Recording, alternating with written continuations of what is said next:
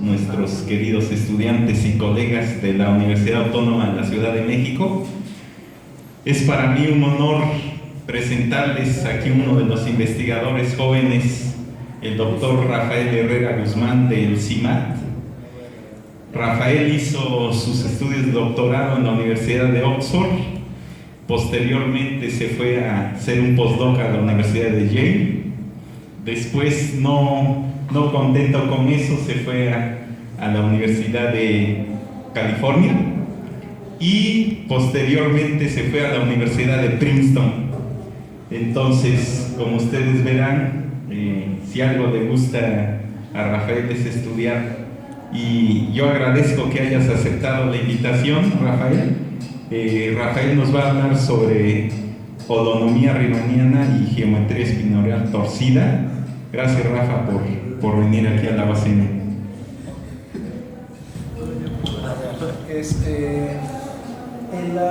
El micrófono me distrae, entonces yo hablo suficientemente fuerte, pero si no muy fuerte, pues ya me dicen. ¿Ok? Bueno, entonces, primero que nada, gracias a Marón por invitarme. Es la segunda vez que me invitan. Es un placer venir a hablar de las tonterías. Segundo, ¿qué más tengo que decir? Les tengo que pedir una disculpa porque estoy reciclando una presentación que hice en inglés, aunque voy a platicar en español. Así hacemos todos nos quedamos pláticas, reciclamos lo que ya tenemos. ¿Ok? Porque también he tenido la experiencia vergonzosa de que traduzco todo a español, o de español a inglés, y luego hay cosas que se me pasaron, se ve mal. Bueno, ok. ¿Qué más?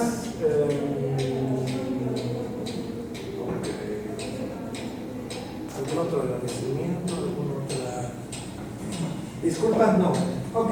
Entonces, esta plática es de investigación. Entonces, pues a lo mejor hay cosas que no puedo aterrizar muy bien, ¿verdad? Pero ahí les va. Ok. ¿De qué cosa voy a estar hablando? De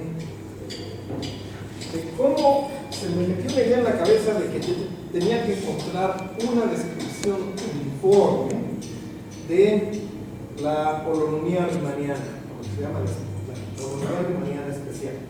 ¿Sí? Y entonces, pues, nos tomamos un proyectito, un proyectote de encontrar esa descripción uniforme de la holonomía. Y esto fue con mi alumna de doctorado que ya se graduó, está en la Michoacana. Y bueno, entonces aquí va la historia. Entonces, lo que voy a estar pensando es en cómo, digo, ¿qué es la holonomía riemanniana? Es cómo se viaja en espacios curvados, bonitos. Entonces, a lo que uno le llama una variedad es un espacio curvado, pero que está bonito, que no tiene picos, sino que está suavecito. ¿Sí? Un ejemplo es la esfera o la superficie de un toro, etcétera, etcétera. Y hay cosas multidimensionales que son bonitos, suavecitos, pero curvados, es la idea. Entonces, la holonomía es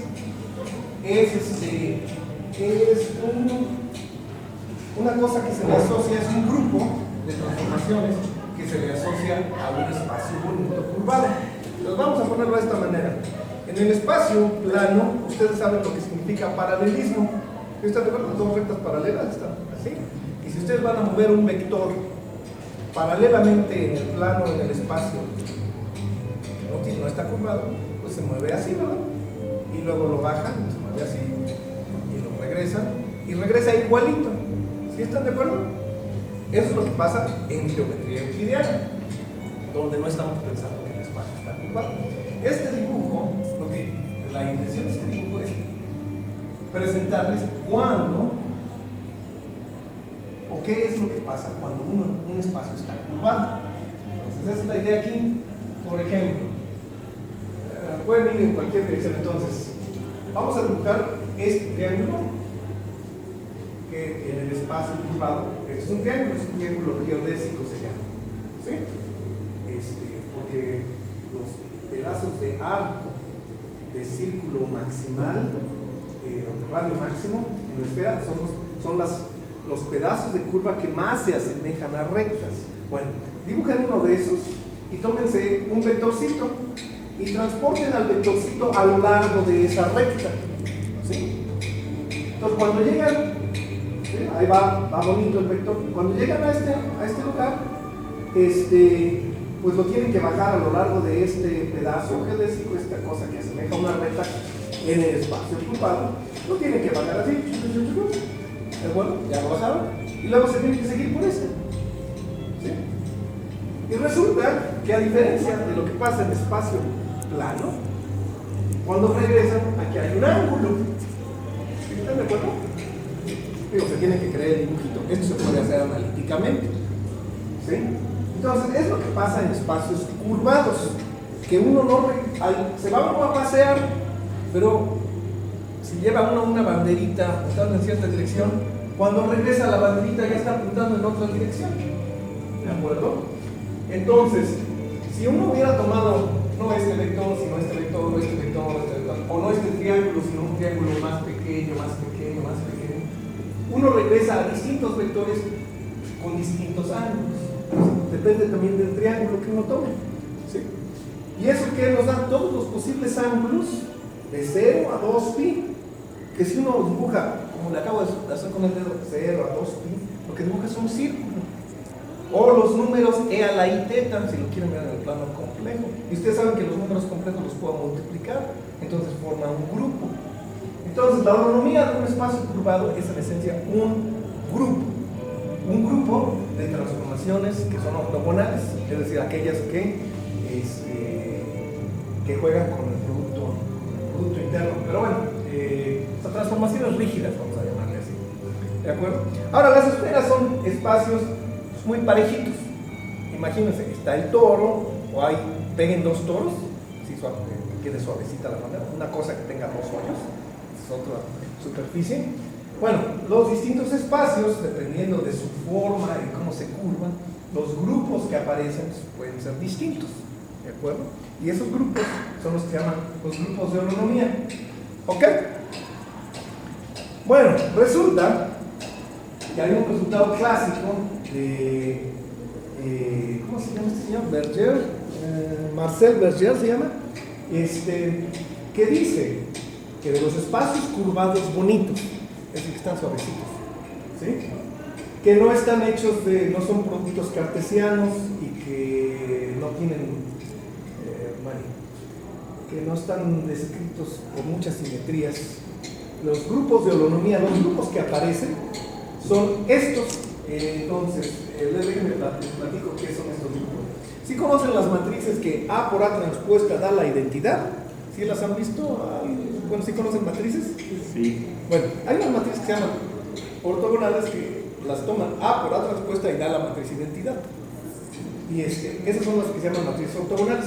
Se toman las de determinante 1, pues es este símbolo. Las de n por n, que A por A transpuesta es la identidad con determinante 1.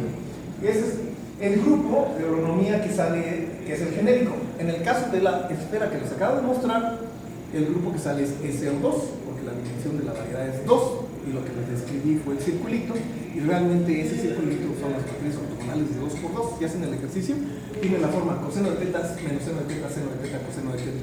Dependen de un solo parámetro. ¿Ok? También existen los grupos unitarios, los simplécticos, cuaterniónicos y estos excepcionales. ¿Ok? Entonces, les platico esto. Los unitarios son muy similares, son matrices de n, bueno, aquí lo puse n entre 2, pero bueno, son matrices cuadradas con entradas complejas que satisfacen A por A transpuesta conjugada igual a la identidad. Pues es muy similar, no que con números complejos. Si se toman las de determinante 1, pues se llaman especiales. ¿Ok? Ahora tómenselas con entradas cuaterniónicas. A por A transpuesta conjugado cuaterniónico. Bueno, ¿qué son los cuaternios? Son numeritos, ¿okay? Se lo puede llamar numeritos, que son A más IJ, ¿okay? A más IB, como un complejo, más CJ más DK, donde la J y la K también al cuadrado dan menos 1. ¿Sí? son un conjunto de números más grande, que ese probablemente no lo conocen, pero bueno, se puede hacer, ya hace el truco, y otra vez las matrices A por A transpuesta conjugada igual a la identidad, les da este grupo. Este grupo es un poquito más grande porque esta es multiplicación por cuaternios unitarios. Pero bueno, van viendo la historia. Real, complejo, cuaterniónico, y entonces me van a decir octoniones. Sí, ¿ya han oído de los octoniones? Bueno, estos cuates salen de los octoniones o de otro lado. ¿Sí? Precisamente esa es la parte que no me gustaba. La descripción con octoniones. ¿Sí? Entonces, bueno, los octoniones son especiales porque son como números, pero que no son conmutativos y ya ni siquiera son asociativos. ¿Sí? Imagínense números que no asocian. Entonces, pues lo que queríamos era una descripción uniforme de todo esto. ¿Por qué? Porque les voy a mostrar, unas formas diferenciales. Ya han llevado cálculo 4, no algo así. Digo, ya saben hacer integrales en el plano o en el espacio de funciones, así integral de x cuadrada más y cuadrada más z cuadrada de x de y de z. Sí. ¿Bien? ¿Alguien lo han visto por ahí? Bueno, esa de x de y de z que generalmente pensamos que son incrementos infinitesimales. Bueno, sí han llevado cálculo 2, ¿no? ¿Sí o no? ¿Sí? ¿Dónde? Integral de f de x de x. Esa de x que uno escribe nada más como un simbolito, realmente si uno le escarba más, no nada más utiliza las integrales, uno averigua que esa de x tiene otro significado. Es lo que se llaman formas diferenciales, es decir, son funcionales lineales que toman vectores tangentes y los evalúan a números. Entonces, por ejemplo, el dx de cálculo 2 es una unoforma, ¿sí? Así se le llama, una unoforma diferencial, y come direcciones tangentes para dar números, esos incrementos infinitesimales. Bueno, formas diferenciales es cuando no solamente toman un vector, pero toman 2 vectores o 3 vectores al mismo tiempo, se los dan de comer y sacan uno, ¿sí? Bueno, entonces aquí van a ver dos ejemplitos. Para esa pronomía spin 7 y G2 que les dije brevemente que tenían que ver con los octoniones,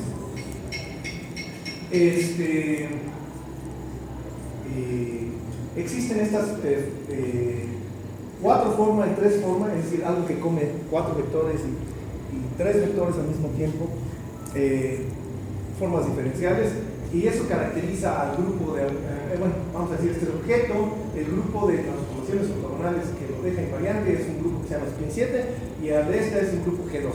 Y ahí es donde a mí ya me dejaba de gustar la historia. ¿De dónde sacaron este mono? ¿Por qué? Nada más hay uno, ¿cómo funciona este asunto? ¿Sí? Ahí es donde me dejaba de gustar la historia. Y por eso, el proyecto que hicimos con los espinos, ¿sí? Entonces, lo que quería yo dar era un tratamiento unificado, ¿sí? A través de una geometría spin. Bueno, ahorita les platico. Entonces, históricamente, pues, los nombres de la gente involucrada, un tipo muy famoso que se llama Nigel Hitchens, se puso a explorar unas cosas que se llaman espinos, que voy a platicar ahorita, voy a aterrizar, y descubrió que las variedades que admitían un cierto tipo de espinos que fueran paralelos, no sé qué, implicaba que la curvatura de Ricci es una curvatura de una medida de qué tan curvado está el espacio. Si esa medida si ese numerito es cero, a eso se refiere Ricci. Entonces hizo cierta investigación y un tipo que se llama Mackenzie Wang se puso a investigar los detalles a fondo con respecto a qué, con respecto a este cuadrito que les mostré aquí, ¿sí? A este.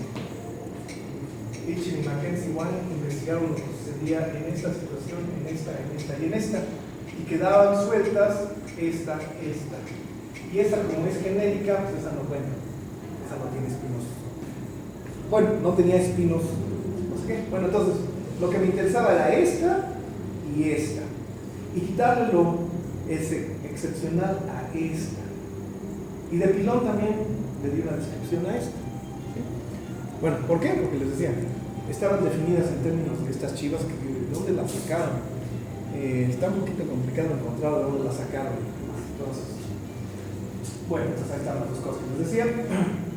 Oye, Rafa, pero ¿estaban descritas qué cosas en términos de esas formas? Los grupos. Ok. Es decir, a ver, ¿qué tan interesantes son esos? ¿Quién es el grupo G2? El grupo de transformaciones ortogonales en R7 que deja invariante a esa 3 forma. Entonces, hacer un cálculo para encontrar una matriz que satisfaga eso está de poco, ¿sí? Entonces, digo, bueno, a ver, vamos a seguir platicando. Gracias. Entonces, es el grupo que deja invariantes a esas cosas. ¿Sí? Entonces, lo que me motivó fue lo siguiente. ¿Sí? El Cardan, otro francés, encontró una correspondencia entre unos tipos de espinos y estructuras complejas. A ver, ¿qué es una estructura compleja? Eso nos habla de los números complejos. ¿Qué pasa con los números complejos? Tienen un eje real y a cualquier número 5, por ejemplo, lo multiplican por i, ahora vive acá en este eje. Entonces, eso lo que está haciendo es que me está rotando 90 grados al espacio. Si lo hiciera no nada más en el espacio, en la línea compleja, plano complejo, como se le llama, sino en C cruz C, eso se le llama C2, pues también a cada entrada le puedo multiplicar por i, pues en cada entrada tiene una rotación por 90 grados. ¿Sí están de acuerdo? Bueno, entonces cuando uno tiene una cosa de ese estilo, olvidémonos que teníamos la i, ahora nada más recordemos que tenemos la rotación por 90 grados, a eso le llaman LJ, es una estructura compleja, a esa operación geométrica. Rotar por 90 grados, ¿sí? Es una elección. Bueno, entonces hay una relación entre unos objetos así medio místicos, no son místicos, se los voy a explicar, y estructuras complejas, ¿de acuerdo? Y entonces, cuando uno empezó a ver que esos espinos, si los decreto paralelos, bueno, al ratito les platico qué significa paralelo, pero paralelo es otra vez esto de que me muevo y lo muevo parejito, sigue siendo el mismo desde el punto de vista de que lo moví paralelamente, aunque sea en el espacio curvado, lo moví paralelamente, sigue siendo lo mismo, no ha variado en términos de, ¿cómo se llama? Razón de cambio, si sigue siendo lo mismo, no ha variado, su razón de cambio es cero, como que la derivada de su cambio sería cero. Bueno, entonces lo que me motivó fue que cuando los decretan paralelos, esas estructuras complejas a las cuales están asociadas corresponden a estructuras Kähler. A ver, ¿qué es una estructura Kähler? Permítanme que regreso a una de estas. Una de esas dos. Entonces eso fue lo que me motivó. Mira, pues a lo mejor se puede por ahí. ¿Sí? Entonces, pues realmente lo que quiero es caracterizar todas las holonomías especiales con una construcción espinorial estándar. Es decir, agarren un bicho de cierto tipo, métanlo en la maquinita, y sale alguna de las holonomías de aquella lista que les presenté. ¿Y solo de esa lista? Sí, más o menos. Lo que pasa es que en esta lista hay que cuidar estas dos hipótesis también. Ok. ¿Sí? Digo, lo que pasa es que la gente en general cree que, bueno, pues se refiere a esta lista como real, complejo, cuaterniónico y octoniónico. Entonces yo le estoy dando un giro por otro lado, pero al final de cuentas las estructuras no permiten más que, en la rigidez de las estructuras, no permite otra cosa más que esto. ¿Sí? Bueno, nada más. Ok, entonces, para eso voy a necesitar los espinos que van a ser puros y paralelos y también torcidos. Ahorita van a ver eso. Entonces, a ver, esto es también parte de la motivación. Estoy hablando de algo spin por ahí, de spin o algo así. Entonces, los grupos spin, que los voy a definir en un momento, espero.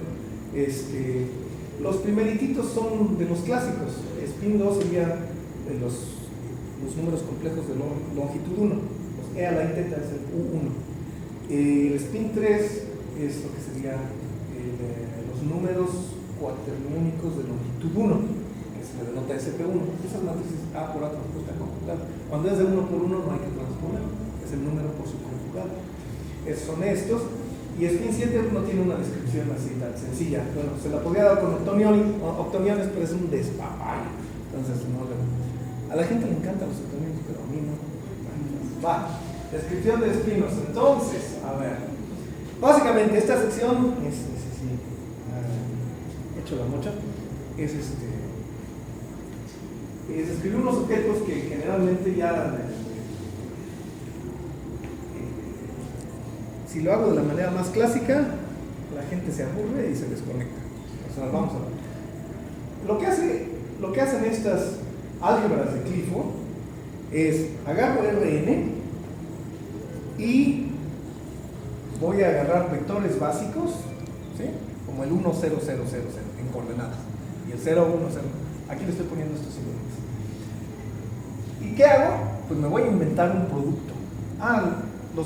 ¿Qué producto conocían de vectores? El producto punto, ¿verdad? Ahora vamos a multiplicar vectores de otra manera, ¿sí? Y eso es esta álgebra de Clifford. Y entonces, pues decreto. Voy a multiplicar el EI por el EJ y eso me va a dar otro elemento del álgebra, ¿sí? Y pero cuando sume con el simétrico me va a dar un número. Entonces, produzco más elementos, básicamente estoy produciendo nuevos elementos, bivectores le llamo a estos. Y luego cuando multiplique 3, trivectores.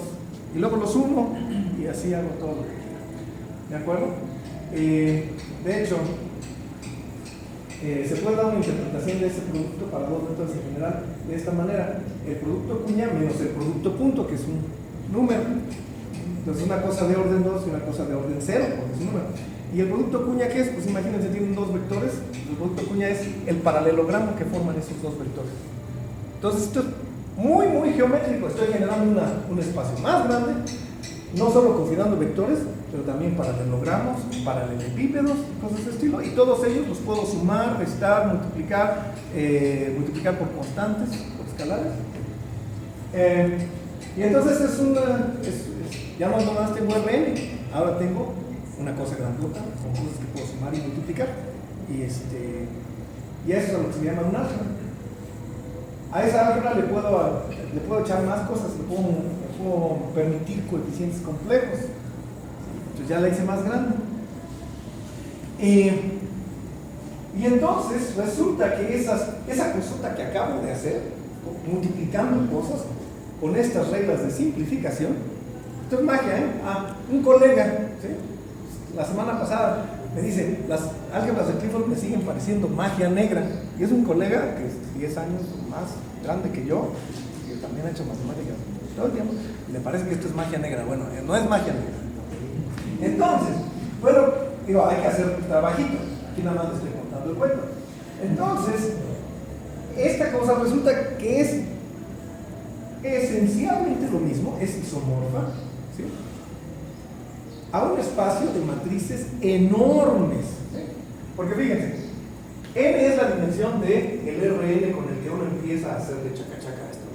¿De acuerdo? Entonces, aquí el número k es la mitad de n cuando n es par, o es la mitad de n menos 1. ¿De acuerdo? Entonces dice que esa cosa que generé son las matrices de 2 a la k por 2 a la k. Entonces, por ejemplo, imagínense que k fuera 4, empecé con R8, ¿sí?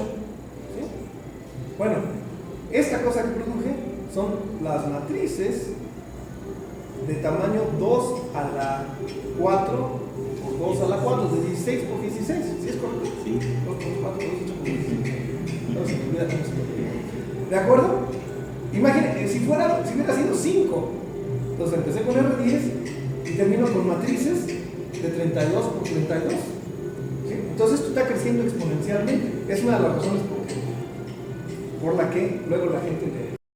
Lo que nos está diciendo es que puedo yo tomar elementos de aquí y utilizarlos como matrices sobre este espacio grandote. ¿Sí están de acuerdo?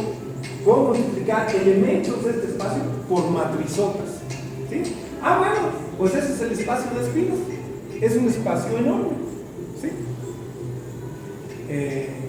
Ok. Son vectores de longitud 2 a la k. 16 o 32 en efecto. Entonces, las cosas están volando de tamaño exponencialmente. Entonces ustedes dirán, pero si yo empecé con un espacio chiquito y este se vuela, pues esto no sirve. No, sí sirve, les prometo que sí sirve. ¿De acuerdo? Entonces, a eso es a lo que se llama una representación de álgebras. Que a una cosa que generé, la mando a actuar como matrices en un espacio vectorial. ¿De acuerdo? Y se puede dar y bueno, después de todo esto, les puedo dar una descripción explícita. No se las demuestro, es una descripción. Conocen, digo, ustedes pueden hacer multiplicación matricial con cosas pequeñitas, ¿verdad? Ya saben eso. Bueno, ahí está. Definimos estas matrices I, G1, G2 y T, que tienen que ver con unas matrices famosas de Pauli, de la física. Y entonces dicen, al primer vector lo voy a mandar a la matriz, porque, ¿sí recuerdan? Agarré los primeros vectores y empecé a hacer productos y no sé qué, y luego terminé con matrizotas. Ok, aquí está explícitamente. Al primer vector, mándenlo a esta matriz. ¿Y esto qué significa? Bueno, eso significa el producto de Kronecker. Bueno, si no han oído qué es el producto de Kronecker, si tienen dos matrices de 2 por 2, entonces a la primera entrada de acá la ponen en la matriz resultante multiplicada por la entrada de aquí, y luego por la entrada de acá, y luego por la entrada de acá, y la entrada de acá. Luego la segunda entrada de la matriz de la izquierda la agarran también y la multiplican por este y la ponen aquí. Entonces, si es de 2 por 2 esta y es de 2 por 2 esta, ¿qué es lo que va a pasar? A esta la tomé 4 veces con estos factores, a esta otras 4 veces, a otras 4 veces, a otras 4. Se multiplicó, es 2 por 2, 4. ¿Sí? Si fuera de 4 por 4, entonces 4 por 4, 16. Entonces crecen de las dimensiones que les estaba diciendo. Eso es lo que está sucediendo aquí. Las matrices identidad, un montón de veces producen una identidad grandota. Con la G1, pues ¿qué es? Tómense esta G1 y hagan el producto de Kronecker. Se hace más grande y se hace más grande y se hace más grande. ¿Están de acuerdo? Entonces, estas son esas matrizotas con productos de Kronecker. Y explícitamente el E1 va al G1, el E2 va al G2. Y luego que el E3, bueno, aquí debía haber puesto un paso más, pero que lo que sucede es, uno va corriendo el G1, el G2, para acá, para acá, para acá, para acá, para acá, y van habiendo menos identidades y uno va rellenando con las matrices T, estas matrices T, ¿sí? Y genera un producto de Kronecker. Si la dimensión de n es impar, al último vector lo mandan a eso. Entonces, ya con esas matrices, habiendo mandado los vectores a matrices, entonces dicen, a ver, multiplico el E1 por el E2, va a ir a la matriz esta por esta, matrizota por matrizota, explícitamente. Esto se le puede dar de comer a la computadora, se puede calcular, ¿de acuerdo? Y hay maneras más o menos eficientes de hacerlo. Nosotros encontramos una manera más eficiente, pero todavía no la publicamos, la tenemos ahí guardadita la computadora y ya después la publicamos. Pero bueno. Entonces resulta que luego, bueno, estas matrices son de 2 por 2. ¿Sí están de acuerdo? Que las matrices de 2 por 2 actúan en los espacios, en los vectores columna de longitud 2. ¿Sí están de acuerdo? Lo que sería una copia de C2. Bueno, C2 tiene la base 1, 0 y 0, 1. Pero preferimos elegir esta base, la 1, i dividido por la norma y la 1, i dividido por la norma, y le ponemos estos nombres. La razón por la que tomamos estos vectores la descubrí hasta hace poco. Y es porque, bueno, se los digo así. Porque con respecto a la representación spin que voy a definir, estos van a resultar ser vectores peso. ¿Sí? Lo que eso significa. Pero son especiales. Bueno, entonces recuerdan, estas matrices, Estas matrices son de 2 por 2 por 2 por 2, 2 por 2, 2 por 2. Entonces otra manera de pensar cómo actúan esas matrices es, bueno, esta matriz va a actuar en un factor C2, esta matriz va a actuar en otro factor C2, esta matriz va a actuar en otro factor C2. Como si tuviera muchos C2s enfiladitos. De hecho van a estar en producto. ¿Y eso qué quiere decir? Bueno, que para esos C2s que están enfiladitos, que son ese espacio grandotote, voy a agarrar una base de vectores que son todos los posibles U más, U más, así, esas hileritas de vectores que están en producto tensorial. No les voy a tratar de platicar lo que es el producto tensorial, nada más piensen que están así, todos los vectores bien bonitos. ¿De acuerdo? Entonces, estos vectores que aquí sería U más, por ejemplo, U más, o U más, U menos, ¿sí? Todos esos vectores forman una base unitaria del espacio enorme que les dije hace rato. ¿Sí? ¿Ok? Entonces, ¿qué es lo que he hecho? Ya les dije cómo mapeo elementos del álgebra de Clifford, en particular vectores, a matrizotas, a actuar en vectores. Y si actúan en estos vectores que forman una base, entonces puedo escribir esas matrizotas. Ok, bueno, entonces lo que hice fue a un vector cualquiera, ya lo puedo mandar a una matrizota a que multiplique al vector solo. Ok, con eso de acuerdo. Resulta que esas matrices a las cuales las mando son antisimétricas con respecto al producto interno, al producto unitario, etc. Bueno, esos ya son más detalles. Y también puedo agarrar las formas diferenciales que les decía, que son elementos del álgebra de Clifford, los bivectores, vectores, y que le peguen a los espinos, es decir, los mando a matrizotas, y esas matrizotas le pegan a los espinos, que son los vectorzotas. ¿Ok? Bueno. Entonces,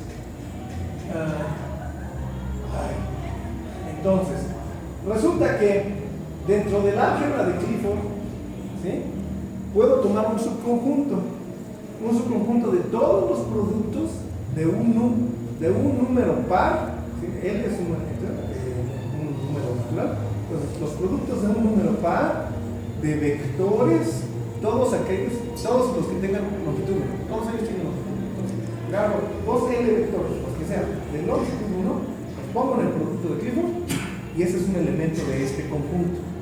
Resulta que ese conjunto lo estoy viendo como un montón de elementos aquí, que es lo que construí.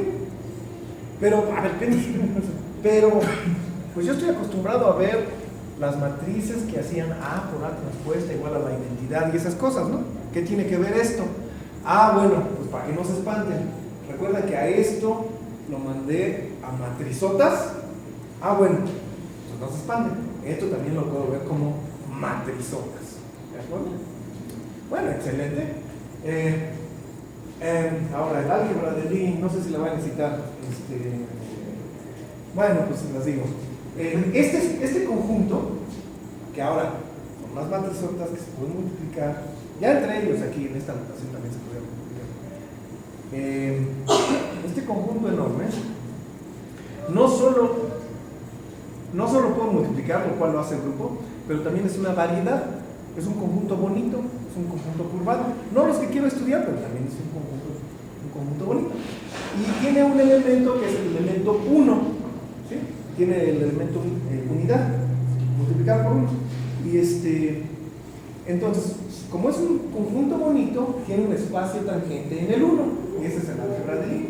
Y el álgebra de Lie es un espacio vectorial tangente a este conjunto bonito en el 1. ¿Sí? Y está generado por los bivectores, que también viven aquí. Entonces este es un conjunto de esta chiva también. Pues imagínense, es como S1, el círculo R2, tomen el tangente en el punto 1, en E a la I0, y es la línea vertical. ¿Sí? Y vive dentro del plano. Es la misma situación aquí. Entonces, ¿qué sucede? Bueno, las matrizotas a las cuales se mapean no son matrices cualesquiera, son matrices que hacen lo siguiente: A por A transpuesta conjugado es igual a la identidad y tiene determinante 1. Pues como que estamos encontrando conexiones con las U's y SU's pero del espacio enorme. ¿Sí? Bueno, va. Igualmente, la derivada de este mapeo, que es el mapeo, bueno, lo que identifica esto por matrices, la derivada del mapeo, mapear álgebras de línea en álgebras de línea. Entonces, por ejemplo, ¿me recuerdan que les platiqué lo de las 16 por 16 no sé qué? Ah, bueno, aquí hay un ejemplo. Entonces, déjenme me regreso tantito. Les dije explícitamente. Ay, ¿dónde lo dejé? ¿Dónde está mi explícito? Ah, aquí. ¿Sí? Oh. Van a mandar al vector 1 a actuar de esta manera. ¿Sí? Y así. Entonces, elijo. ¿Qué dimensión? Elijo dimensión, creo que fue 9. ¿Decía hay 9? Pues 9 aquí, entonces acá es 4. ¿Sí? Entonces el tamaño es 16 por 16. Entonces tomo la base que les mencioné, un más menos que son estos. Y la identidad va a dejar a esto igual, y la G1 va a multiplicar a esto y va a cambiar el I para la primera entrada y una escala real en la segunda. ¿Sí me explico? Entonces aplico las reglas que les acabo de decir. Y ese elemento del grupo es pi9, porque por definición es un número par de vectores de longitud 1, y de aquí, con la regla que les di anterior, va a esta matriz. Entonces, ¿puede uno hacer una calacha? Créanme o no, tengo colegas a los que les puedo decir, escríbeme una matriz del grupo spin, y se quedaría bien. ¿Ah? Sí, ok. Va, entonces, bueno, aquí lo que digo es que puedo extender la representación del álgebra de Lie a potencias tensoriales. Eso se hace con regla de Leibniz. Primero le toca el primer factor, luego el segundo factor, luego y sumo. Ok, bueno. Sí, hay muchos colegas que les pregunto, ¿qué sabes del grupo spin? El grupo spin es un corriente universal, doble corriente universal de SON. Y ya, no pasamos de ahí. Bueno, total. Bueno. Entonces ya les presenté un poquito esto. Ahora el elemento es puro. Si para cada elemento, ¿sí? Así le pusieron el nombre puro, si para cada elemento de Rn, el Rn con el ejemplo C, existe otro vector tal que satisface esta ecuación, ¿sí? ¿Y ahora qué quiere decir esa ecuación? Fíjense, a ver, yo tomé el X, ¿sí? Y al X lo mandé en una matrizota, y esa matrizota va a multiplicar a este vector. Entonces me queda un vector en el mismo espacio, ¿sí? En el mismo espacio grandote, ¿sí?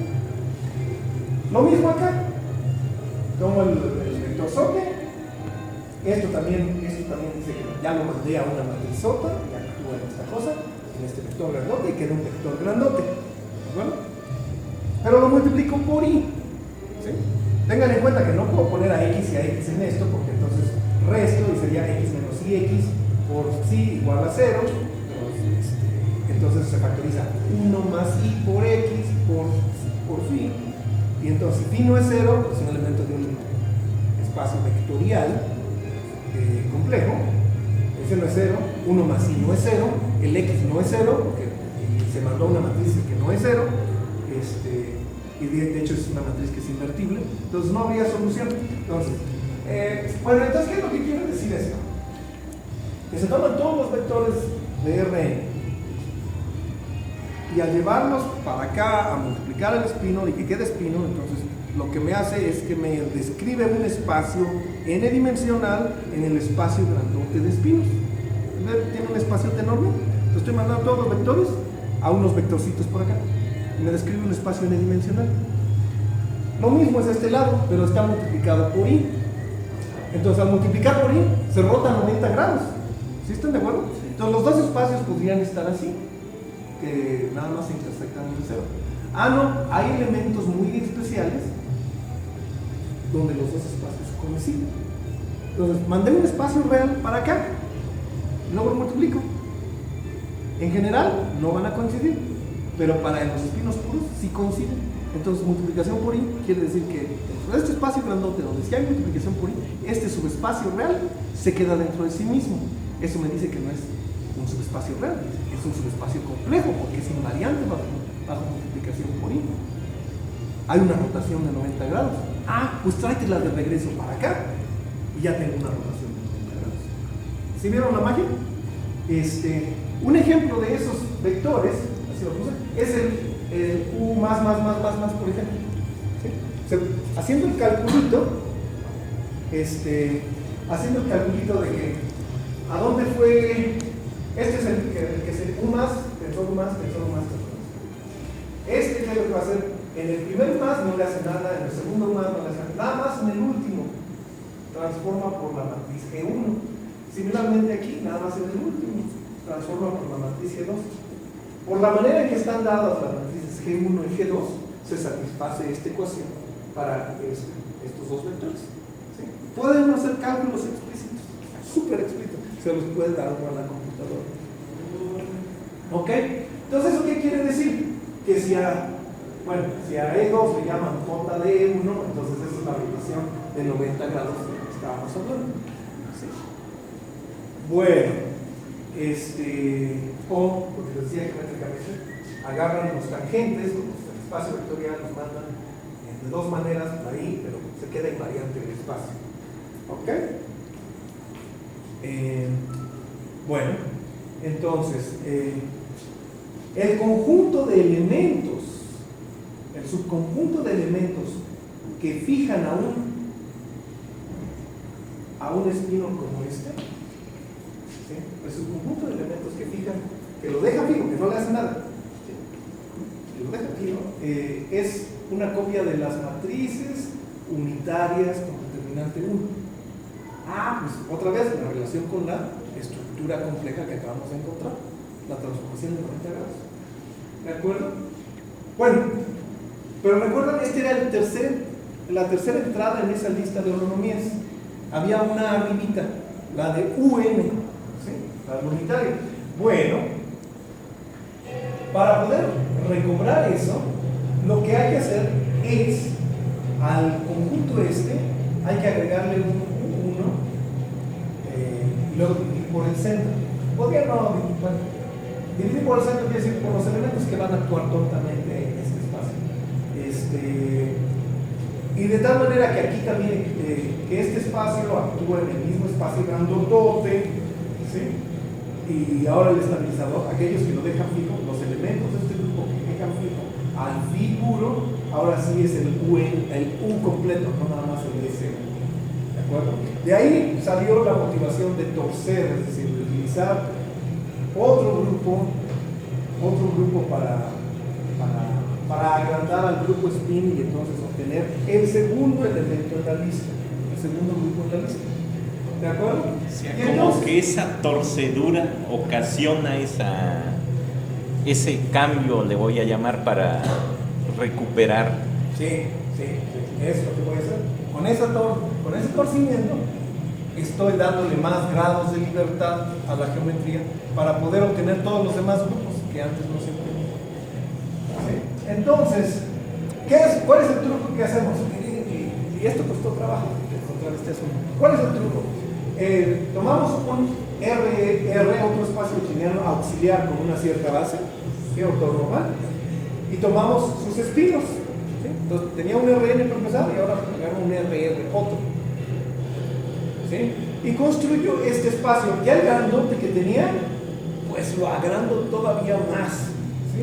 Le pongo más vectorcitos. ¿De acuerdo? Y en ese vector, los vectores que vivan en este espacio que es todavía más grande, puedo hacer el mismo truco. El mismo truco de agarrar vectores y llevarlos a matrizotas que le peguen. ¿De acuerdo? Entonces, los vectores de Rn le van a pegar a este factor y los vectores del segundo Rn le van a pegar a este factor, lo que dije de Leibniz, entrada por entrada y voy sumando, así como lo voy pegando.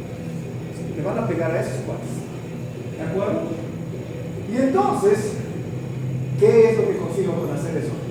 Pues geométricamente estoy metiendo al espacio de vectores los que van a ser tangentes en este espacio enorme. ¿Sí? Y luego, al mismo espacio de vectores tangentes lo voy a meter de todas estas maneras. Voy a tomar K y L variando, lo voy a meter de todas estas maneras también en este espacio grandote. Entonces lo voy a meter lo que se llama R en 2, las combinaciones de R en 2 maneras distintas en el espacio enorme. Bueno, entonces al principio esperábamos que todo se pegara, pero no. El truco es diferente. ¿Qué es lo que hago? Si considero la proyección, perdón, el truco tiene que ser diferente. Si considero que todos estos mapeos y luego lo que salga de esto lo proyecto, lo que quede aquí, de alguna manera, lo proyecto hacia lo que mapeé aquí, ¿sí? Este es el original, lo mapeo así y lo proyecto. Es esta fórmula que puse aquí, esa es la fórmula de proyección, ¿sí? Esto es lo que me va a dar, o lo que me va a recuperar los otros grupos de la lista, ¿sí? Entonces, ¿qué es lo que hago? Mando a RN, lo mando a uno de estos, lo proyecto y lo regreso a RN, porque esa metida que hacía es invertible en su imagen. Es inyectiva, lo puedo meter y lo puedo regresar. ¿Sí? Entonces, eso es lo que hago y aquí tengo esta formulita. ¿Sí? Eso es regresarme a RN, lo mandé para acá, luego lo mandé para acá y luego lo regreso a RN. ¿Sí? Entonces, esa es esa formulita, ¿sí? Que es, pues es una fórmula de proyección en los vectores canónicos. ¿Okay?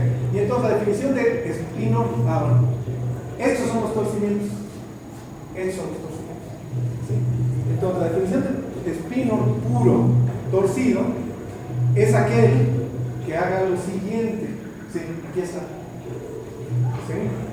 De manera similar, estas son de manera resumida, estas son las fórmulas de la proyección que les acabo de mencionar, pero las codifico como formas, como dos formas diferenciales, vamos a decirles, antisimétricas. ¿Sí? Entonces, a ese le puedo dar dos vectores y saca un número. Bueno, eso es lo que les dije, a dos formas. Y de hecho también puedo considerar endomorfismos, que es, utilizando la métrica, le meto solo un vector en la primera entrada, me queda una forma, es una cosa que come un vector. Con la métrica lo puedo dualizar a que sea vector. Es decir, le digo, ya no seas forma, ahora sea vector. Básicamente.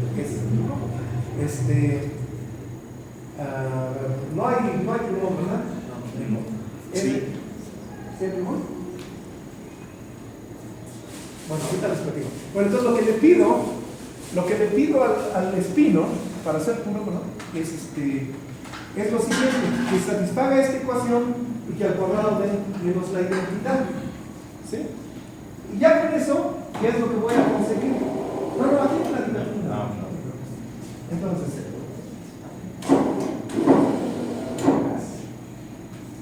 les voy a decir cuál es la dualidad entre vectores y formas. ¿Sí? Entonces, un vector es un vector. Si ponen así el producto interno, el producto punto y dejan vacío esto es algo que come un vector. ¿Sí? Ya cuando le dé de comer me da un número. Entonces este es vector y esto es una forma. ¿De acuerdo? Y esta relación es biyectiva. Es decir, puedo irme y regresar con formulitas similares. ¿De acuerdo? Entonces, eso es básicamente lo que se hace aquí. Le doy de comer uno, me queda una forma, y con el truquito allí, le digo, pues dame el vector que corresponde. Entonces, ¿qué hace? Come vector y me da vector. Eso es una transformación lineal.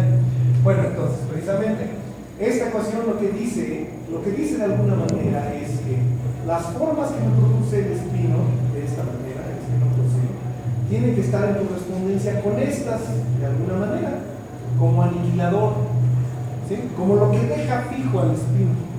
Entonces, la parte tangencial tiene que estar en correspondencia con la auxiliar, de manera que aniquilan al espino especial.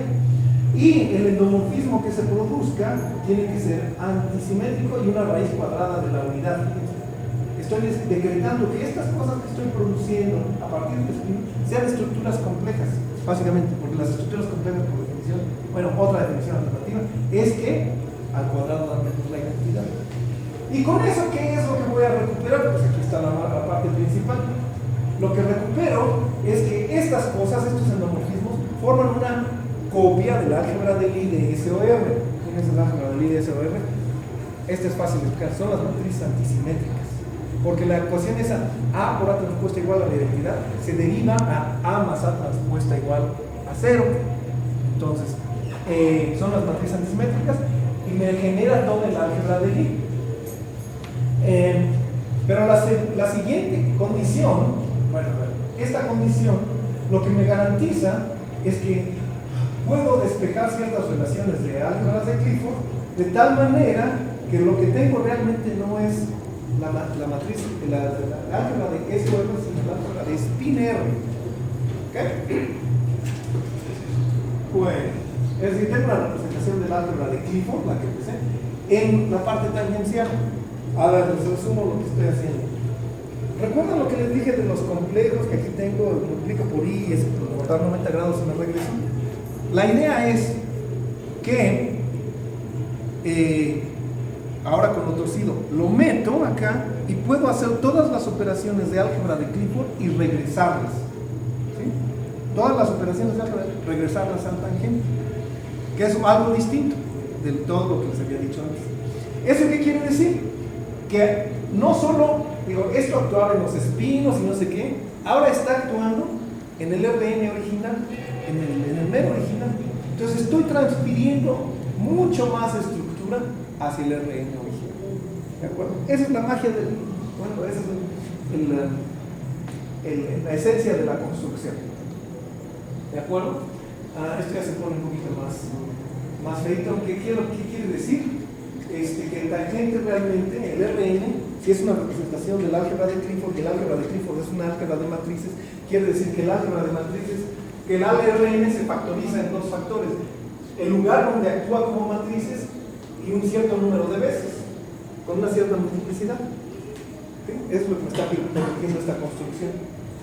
Esto es lo que hay dos casos que verificar, que ya no los vamos a ver. Pero básicamente, que el álgebra de Clifford sea el de reserva. Bueno, la parte para ya no dije quién era, pero bueno, que actúe en el RN, quiere decir que el RN va a ser la representación del álgebra de Clifford, el espacio ese grandote de vectores, un cierto número de veces. ¿De acuerdo? Ok. Entonces, ¿qué más digo aquí? Bueno, esta es la justificación. Lo que pasa es que estas álgebras de matrices son álgebras simples, entonces nada más tienen ciertas observaciones o triviales, ¿no? O la estándar. Trivial quiere decir donde no hace nada. Todo se va a la matriz 0, bueno, a la matriz realidad, y en los otros pedazos son representaciones estándar grandototas. Bueno, total. Entonces, ¿qué fue lo que encontramos? Lo que encontramos fue que para estos espinos puros, que ya pudimos calcular también, sus estabilizadores, recuerdan lo que estaban mencionando, que tienen que ver con la geometría, es decir, hay una correspondencia. El estabilizador del objeto es el que determina la geometría. El objeto y su estabilizador determinan la geometría. Hay una relación uno a uno. ¿De acuerdo? Entonces, para M en general, módulo 8, encontramos que el grupo que lo estabiliza son este tipo de cosas. Y entonces, ¿sí? Como ortogonal, una copia ortogonal, multiplicando, son como matrices ortogonales que las metemos con cierta multiplicidad. Una matriz ortogonal, otra vez esa misma matriz, otra vez esa misma matriz, otra vez esa misma matriz, multiplicada por las matrices del spin. ¿Sí?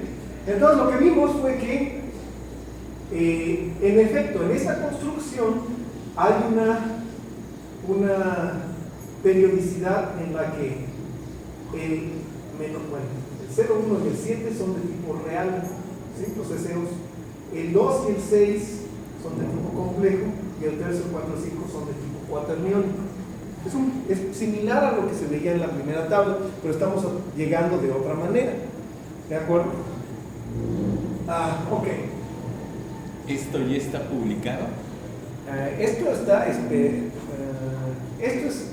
Esto digamos que está publicado en la versión de álgebras de Lie, esta tabla, que es otro paper por separado.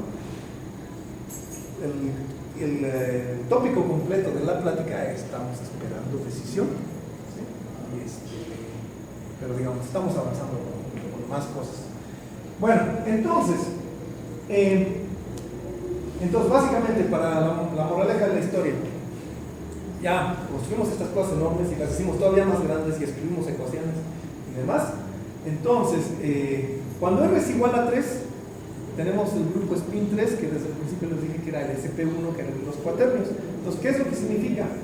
Aquí defino unos mapeos para tener notación, es decir, el mapeo que duplica más o menos, que duplica estos numeritos, papás, y defino estas dos cosas.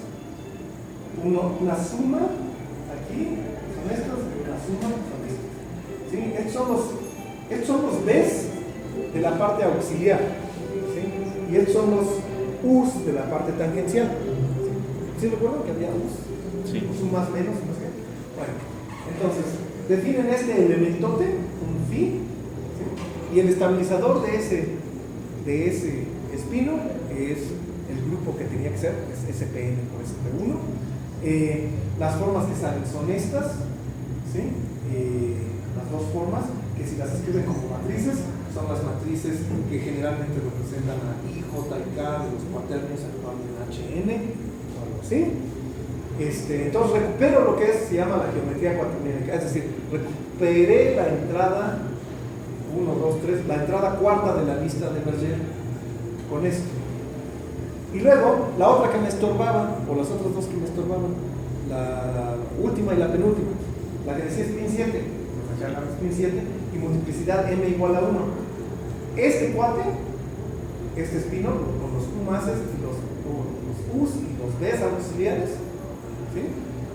A este le calculan las ecuaciones de la definición, le calculan su estabilizador, es spin 7. Entonces ya recuperé la penúltima entrada de la lista, ¿sí? Se le pueden calcular las dos formas, todo se satisface y forma una copia de spin 7, el álgebra de spin 7, ¿sí? En R8, perfecto. Y ya no les puse la última. En esta, si agrego un espino más, que también tengo una expresión explícita, recupero el último, el G2, acá hasta abajo, con esta construcción. Primero, entonces me van a decir, pero ¿dónde salió eso? Pues sale mucho cálculo. Esto es, digo, todas las homonomías ya están en términos de los espinos torcidos. A diferencia de la otra lista en la que me sacaban unas formas de la manga. ¿Sí?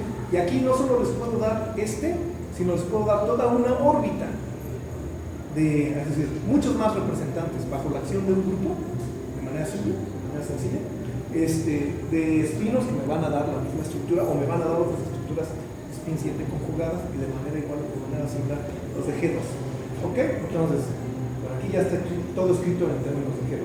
Y entonces, últimas observaciones es que una vez que le montamos a estas variedades, les montamos, y no solo las que tienen la autonomía, es decir, el paralelismo, puede relajarse la condición de paralelismo. Entonces pueden hacer muchas cosas con esto, ya que montamos una construcción espinorial. Podemos hacer operadores de Dirac, pero torcidos, para estas geometrías, espinos armónicos, fórmula de Liebner-Opitz. Bueno, esto ya lo hicimos, estamos haciendo más cosas, esto lo estamos haciendo, lo de cálculos de índices equivariantes. Aquí, esta es una que le tengo fe, pero no le hemos podido trabajar mucho.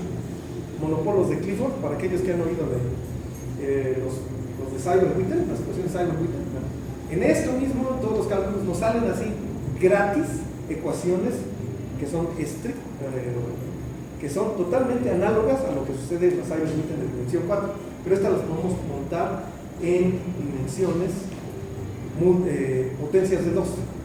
Es decir, y bueno, por ahí hay cosas que investigar, cosas geométricas del estilo de la clasificación, del estilo Gray de estructuras complejas, también lo vamos a hacer. Otro proyecto en el que estamos ahorita son lo que se llaman estructuras CR, ¿sí? En donde no todo el espacio, no todas las direcciones tangentes tienen una estructura compleja, sino nada más un pedacito del espacio y lo demás no. ¿Sí? Es decir, como imagínense, tienen C2 cruz R. ¿Sí? Entonces hay estructura compleja en el C2, pero en el R sobrante no hay nada. En eso estamos también trabajando de una manera espinorial, que es totalmente nuevo también. Esperamos que sea chico y pegue, y pues muchas gracias por su atención.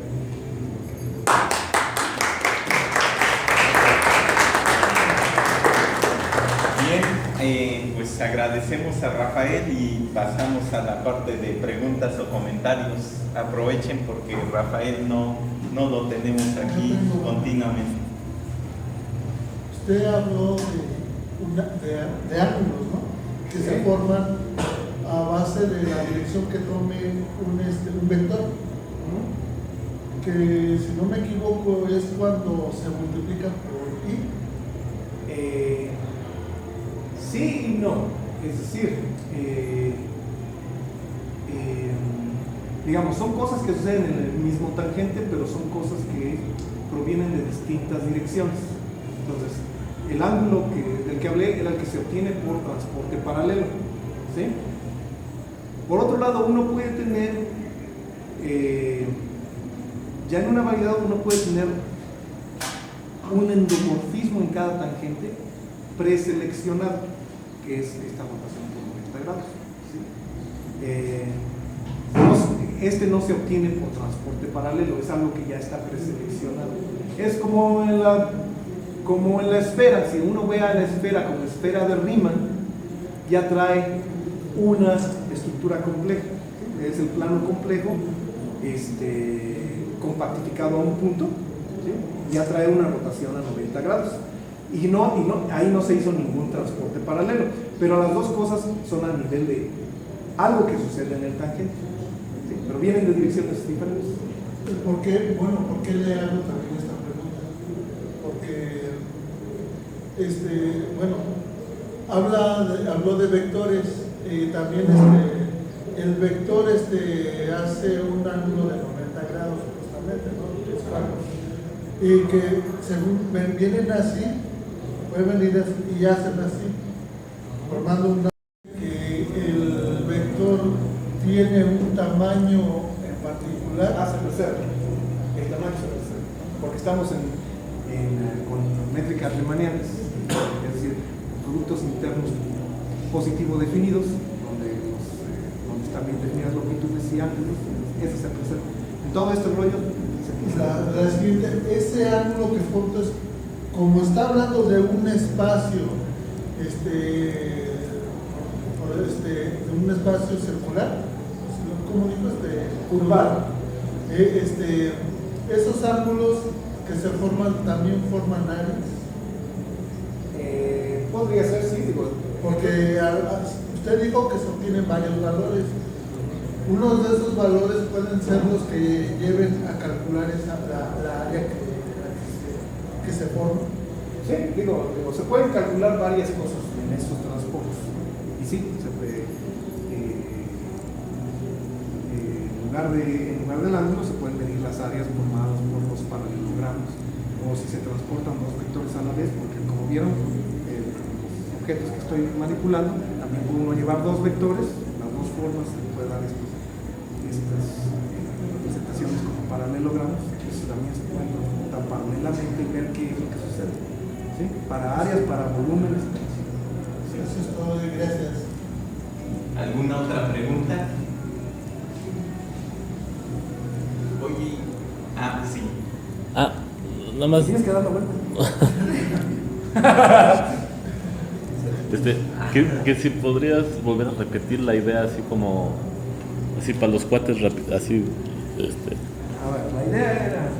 O sea, porque agarrabas las holonomías, te fijabas en los grupos y entonces decías, en la manera en la cual llegan a estos grupos hay como cosas oscuras y como que les das otra interpretación, Sí. pero otra vez podrías decir bueno. la idea de... A ver si se regresa rápido. Entonces, en las holonomías especiales, cuando la variedad es irreducible y no localmente simétrica, es decir, no es cociente infinito de un espacio simétrico, salen estos. ¿Okay? Y, por ejemplo, aquí es que uno tenga una métrica riemanniana y orientación. Aquí es que uno tenga métrica riemanniana y una estructura compleja ortogonal, en el sentido que observa longitudes, pero además que sea paralela. ¿Sí? Aquí, además de que sea paralela, hay un haz lineal que tiene que ser trivial, haz canónico. En esta se define, yo decía, tenías una estructura compleja, es como en un I, una estructura cuaterniónica, si tenías cuaternios con I, J y K, aquí lo que hay que tener es tres estructuras complejas, una I, J y K que jueguen como cuaternios, que sean ortogonales y que sean paralelas. Si uno le pide que cada una de esas tres esté definida globalmente y sea paralela, obtienes algo que se llama intercambio, es más rígido. Si le dices, bueno, no me importa que cada una esté definida globalmente, pero el haz de rango 3 que ellas definen en los endomorfismos esté definido globalmente y ese sea paralelo, entonces obtienes mayor libertad. La diferencia entre esta y esta es clara, porque estas tienen curvatura de Ricci 0 y estas tienen curvatura de Ricci distinta, de ser o positivo o negativo, pues ya son distintos espacios. Y acá se define como endomorfismos de, bueno, por ejemplo, estos son automorfismos de la parte imaginaria de los ortoniones. Pero definir esas cosas con la no asociatividad es un rollito ahí que hay que, bueno, que es que tengan paciencia, tienen que hacer. Este era el que me causaba más cosquillas. Pero además yo quería recuperar esto, ¿sí? A través de lo que ya se conocía de los espinos puros en el ámbito spin C. ¿Sí? ¿Ok?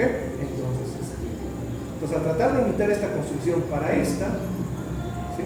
No con una estructura compleja, sino con tres estructuras complejas locales, fue que, digo, espinorialmente, fue que de paso también encontramos estas dos. ¿Sí? Es decir, teníamos que utilizar espinos torcidos, agregarle al spin, el grupo spin, otro grupo spin, y entonces, y al espacio de espinos multiplicar el producto tensorial, o sea, el producto tensorial con otra representación spin, una cierta potencia, para poder tener te digo, ya de pasada, pues, salieron estos dos. Con lo cual, ¿qué es lo que quiere decir? En lugar de definir esto a partir de que aquí tengo una J, aquí tengo tres, pero no sé qué, y aquí tengo una 4 forma, y aquí una forma, que son descripciones, cada una va variando, ¿sí? Porque cada una es distinta, es real, otra es compleja, otra es cuaterniónica, otra es octoniónica. En lo que hacemos aquí es con una sola idea. ¿Sí? Con una sola idea. ¿Dónde está esa idea? Aquí, con esta idea.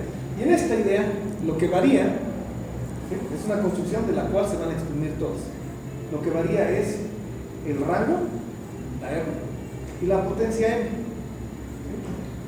¿Sí? Y aquí en la plática a lo que le puse más atención fue al R, ¿sí? Donde los cuaterniónicos lo obtengo con R igual a 3, eso ya lo sabía, nada más había que encontrar el espino. Y para spin 7 y G2, aquí el R tiene que ser 7, ¿sí? Y encontrar los espinos. ¿De acuerdo?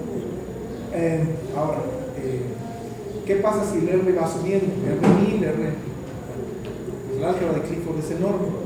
Y si uno quiere una representación del álgebra de Clifford en un Rn, el Rn también tiene que ser enorme. Entonces esta construcción va a servir, es necesariamente para cosas cuya dimensión va creciendo. ¿Sí? Más aún, el pedir que todo el álgebra de Clifford se represente es pedir que haya mucha estructura, mucha álgebra en el espacio de endomorfismos. Y eso va haciendo que sea más y más rígido, y haya menos y menos variedades o menos grupos de holonomía. Por eso el grupo se restringe a los que están listados, porque después de eso CL8, CL7, CL9, las álgebras de Clifford ya son muy grandes, y pedir que exista una estructura paralela de esos cuates ya le está pidiendo demasiado al tensor de curvatura, que no se nos presente. Hay un tensor de curvatura y es enorme, es complicado, pero si le empezamos a ganar con el tamaño de CLR, con el álgebra de Clifford, básicamente lo que le vamos a pedir al tensor de curvatura es que sea cero, va a ser el espacio plano, o va a dar un poco, porque eso involucra paralelismo. Entonces, si quiero hacer algo interesante en dimensiones más altas, rangos más altos, yo tengo que quitar la restricción de paralelismo, es decir, ya no entra en la lista de Berger. Más o menos por ahí va a O sea, en esa última lista que describiste, ahí están todas, no hay más. De las holonomías, sí, porque holonomía requiere paralelismo. ¿Sí? Si le quito la palabra holonomía es decir, ya no necesito paralelismo, que es lo que hizo Gray. Gray hace cosas con estructuras complejas, o estructuras hermitianas, donde ya no les pide paralelismo, nada más les pide cosas menores. Y entonces hay más ejemplos, hay más libertad para que se hagan cosas. Está medio complicado. Y, por ejemplo, Gracias. los fractales, ¿dónde quedarían con el estudio? ¿Fractales? Ajá. Porque según entiendo hay un estudio como que habla de holonomías dentro de los fractales, ¿no? Eso no lo he visto. Yo no estoy familiarizado. Con lo de los fractales me quedé hace 20 años y ya no he visto qué más han hecho. Y si hay un concepto de holonomía, pues a lo mejor habría que verlo, pero no lo conozco. Sí, a lo mejor los que hacen sistemas dinámicos, a lo mejor sería bueno acercarse a ellos. Bueno, pues muchas gracias, Rafael.